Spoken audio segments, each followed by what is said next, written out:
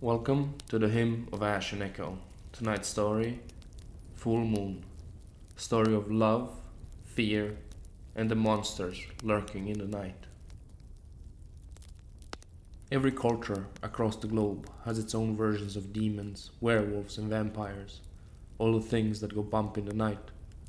Modern scholars surmise that unseen, supernatural beings were their way of understanding the world of microbes, elaborate metaphors to explain the impossible. But what if the old ones knew some things the new ones don't? What if the age of enlightenment led us into darkness? What if all the things that go bump in the night were real as the microbes we now can see? What if the dark forest stretched around them, and the night sky above them, darkness in all directions, beside the full moon overhead, its silver shine fighting through the thick canopy, making the fire obsolete, though the warmth felt good on his face as they laughed. Or maybe it was all the vodka they had drank. Who knows? The only thing he knew was that he loved her, with every bone in his body, all 207 of them. Her dark brown eyes, ash blonde hair, and a crooked little nose she had, all of it. And she loved all of him too. He knew it, deep in his gut. The way she smiled when he did, laughed at his dumb jokes, held his hand when they danced, or clung to him as the ring girl exited the big screen. Well, the little screen on the big screen. And to think, he almost took his little brother to see that movie. He shivered just thinking about it. What are you thinking about? Maria asked. I almost took Jake to the movies. Last week, the horror movie? She shook her head. He would have ran out. So would have I, if you weren't with me. Maria smiled, grabbing his hand. She squeezed, and he squeezed back, and pulled her in for a kiss. She melted in his arms, and he in hers. His ears were burning, and his heart was beating like a car engine.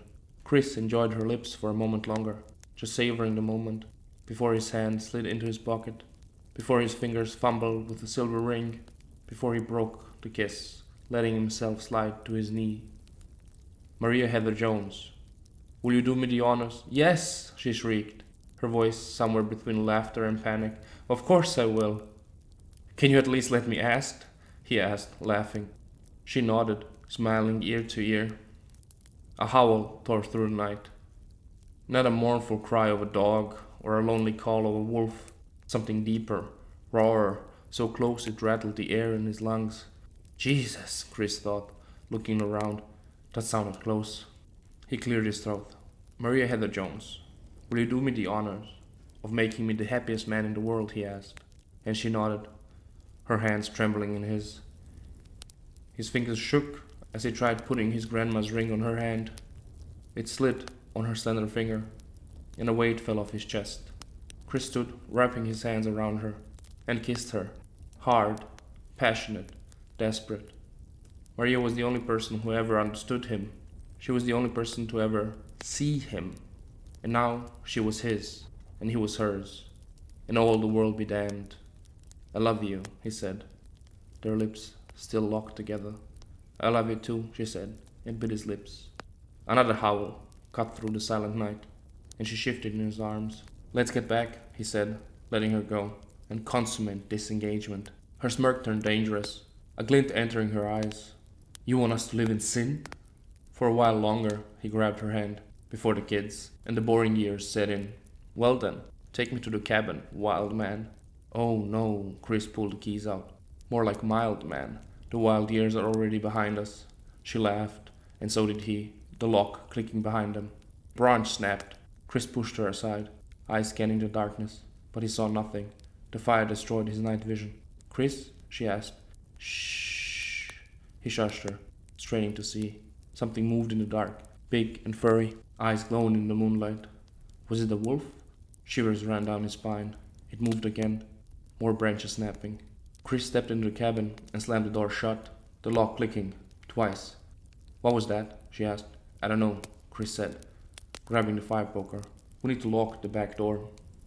Did you see it? Maria asked. Chris bolted the back door, the iron latch groaning as he forced it into place. Chris? He shook his head, white knuckles squeezing the poker tighter, ears straining to hear. What could it be? I don't know, honey, he said. leaning against the wood, trying to pick up any sound. There was nothing, not even a bird's chirp, absolute silence. Then, scrape. A shiver ran down his spine. Something scratched across the side of the cabin, claws biting into the wood. Maria pressed against his back, her breath hot on his neck. The scratching continued, circling them, first along the back wall, then to the side, towards the front. Heavy, deliberate steps, almost calculated. It stopped. His heart pounded in his ears, eyes focused on the door. Silence again, thick and pressing, as if the entire forest held its breath. The handle squeaked, as if pressed. The door groaned, as if something pushed against it. The metal handle sprang up. Maria jumped and yelped. Chris pulled her back, putting himself between Maria and the door, his heart in his throat, his palm sweating on the iron poker. The scraping began again, moving away from the door, towards the window. Chris moved with it, circling Maria as the thing circled them. The heavy steps, moving steadily towards the window. Two pale, yellow eyes gleamed in the moonlight, staring, unblinking. Chris' stomach dropped, breath catching in his throat. The pale eyes disappeared. He took a shaking breath, unable to look away from the window. "Chris," Maria whispered, her voice trembling. "What was that?" "A bear," he whispered, knowing damn well that was no bear. "Are you sure?" He nodded, not trusting himself to speak. A howl tore through the night again, reverberating through him, shaking his chest. Another joined it, then another. Something slammed against the cabin wall, so hard the walls trembled. Dust rained from the ceiling. "Shit," he thought, spinning to face it. It slammed against the front door. It rattled on its hinges. Maria's nail dug into his arm. "It's not leaving." "No," Chris croaked. "Why?" "I don't know, honey," he said, seeing the pale, yellow eyes in his mind. And the pair showed up in the window again, closer, so close the glass fogged with his breath. Chris shivered, his knees buckling. A single claw tapped against the window. It echoed in the small cabin. A gunshot boomed through the night, and the thing squealed and disappeared. The gun roared again. Something crashed through the trees. "What?" Chris blinked at the foggy window. Another gunshot sounded, then another. Chris held Maria back, eyes darting between the door and the window. "Hey you!" called a deep voice. "In the cabin!" Blood in Chris's veins froze. The voice was calling out to them, but he couldn't believe it. How? Why? None of this made sense. "You two need to get out of here," the voice called again. "Fast!" What was a man doing in a forest, alone? Chris asked himself. Someone pounded against the door. "Come on, there is no time." Maria moved to the door, reaching for the handle. "No!" Chris grabbed her arm, pulling her back. "No!" he hissed, under his breath. "What?" she snapped. "We don't know what." "They will be back," the man said, pounding on the door again. "They who?" Chris asked. "They werewolves. Where there is one, there is a pack," the man said. "There is no such thing," Chris responded, poker held tightly. Maria stared at him, urging him to move, to let the man in. Chris shook his head. "There are, and it's my job to kill them. Come on now," he snapped. "I can deal with one, maybe two, but..." A howl shook the cabin, then another. "Fuck!" he cursed. "I'm leaving. I ain't dying for you two." "Come on," Maria hissed. "No," he hissed back. "It's not safe." "Neither is here," she said, and lunged at the door. Chris grabbed her arm. "We need to go. I'm going," she snapped and turned the key. "Smart choice," the man said, as the door swung open.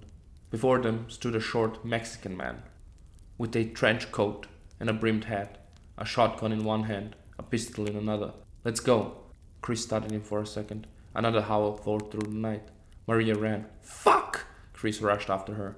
The truck wasn't far. Less than a 10-minute walk. Maybe they could reach it. "Go," the man said, his eyes scanning the forest. "Yours is a great truck, right?" "Yeah," Chris said, eyes peering into the darkness. He saw them there. Two pale yellow eyes, floating in the dark, staring at them.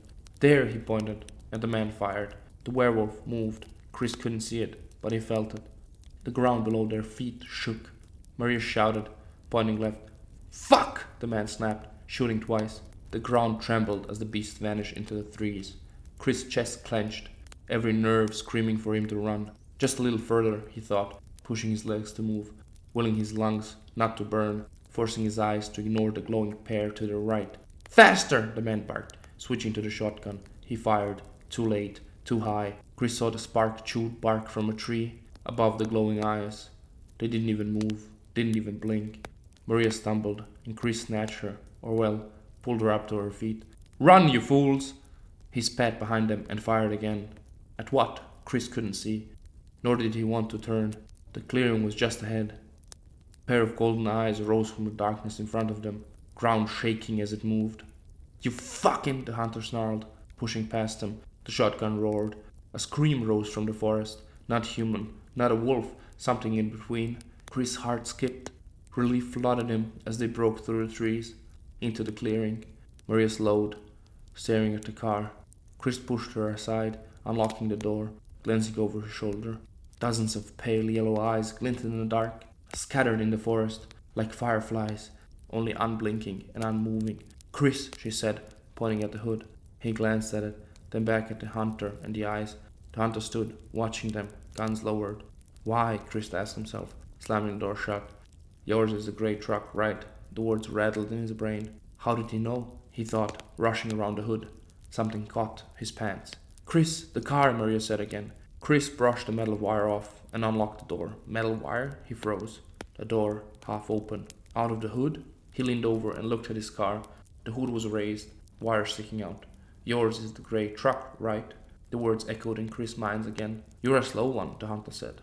Chris looked up, and the man dropped his weapons, the hat still obscuring his features.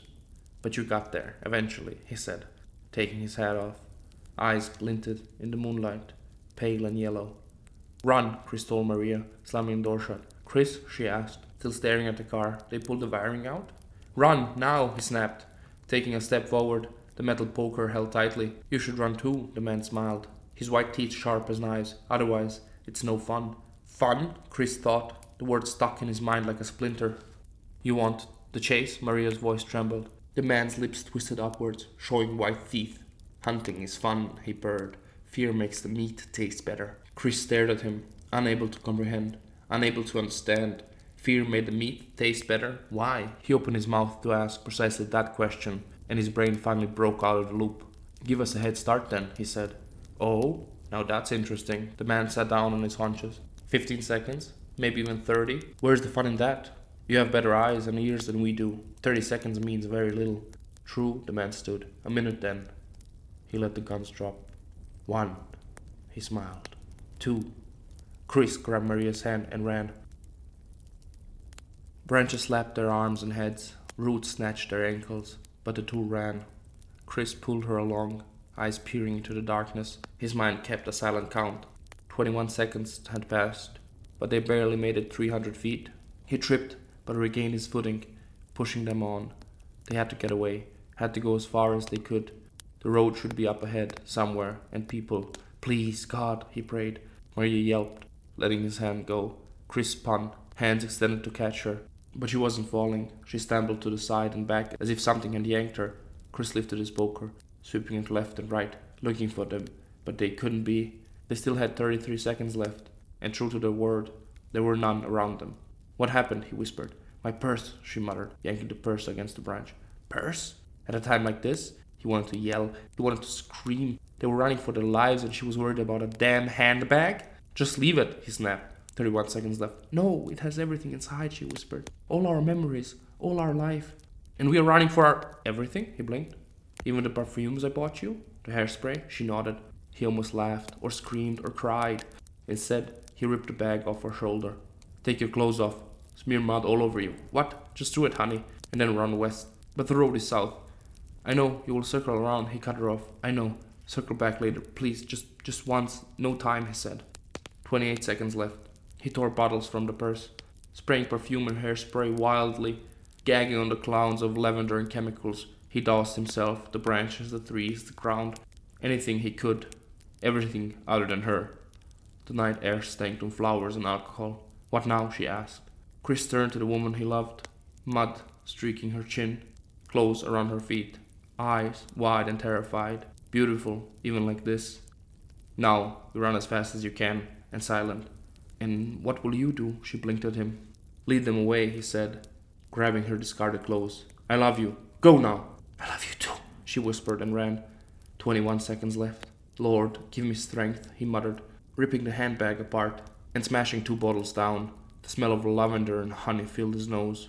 warring with the chemical smell of the hairspray and the musky scent of the forest. Chris threw one last look west, toward the woman he loved, towards his fiancée. Make it home, he thought, smearing the scented mud on his hands and her clothes, and ran, smearing his muddy hands against one tree and her clothes against the other. A howl rose in the distance. 17 seconds left. Chris ran, heedless of the noise he made, heedless of the strain in his legs and back. He had to put more distance between himself and Maria, between himself and their parting spot. Amber eyes glistened in the dark, coming in fast. 12 seconds left. Chris dropped the poker and her clothes and pushed himself onward. The thing howled again, vanished. 9 seconds left. Tree roots grabbed at his feet as bushes stabbed at his legs and branches slapped at his arms, but it didn't matter. The real pain was coming for him, snarling, panting and howling as it ran him down, as relentless as the passage of time. 4 seconds left. It slammed into him like a truck. His whole body cracked before searing pain stabbed at his arms and neck. Chris screamed. Claws ripped into his back. Teeth tore into his neck. It snarled as claws and teeth sank back into his flesh, tearing him apart. Burning pain exploded in his shoulders and back. Slobbering and munching filled his ears as the world dimmed around him. Blackness setting in. Maria's scream split the night, sharp and terrified, swallowed only by the full moon and the mocking howls of the pack. Chris' heart broke as he died, a beast on his back, tearing into him and feeding on him. You have just listened to Full Moon, a short story from my monster universe. If you enjoyed the story, consider leaving a like and subscribing. And now, the blooper reel. All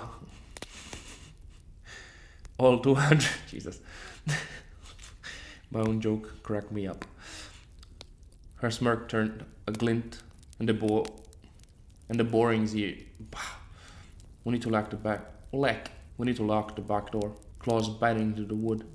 Maria pressed against his back. Ooh, I got a message. His heart. The pale aisles. The pale. Seeing the pillow. So close. The gas. Jesus Christ. Closer, pounding before them stood a short Mexican man with a trench coat and a brimmed hat. With a trench coat and a brimmed with a trench coat. The ground below. The ground trembled as the beast vanished. The ground. Recording something when you have a cold is quite annoying. The ground trembled as the beast vanished. The ground trembled as the beast. Chris brushed the metal. Fuck me. Fear made a teased. Now that's interesting. The man sat down on his haunches. And we are running out. But the road is scythe.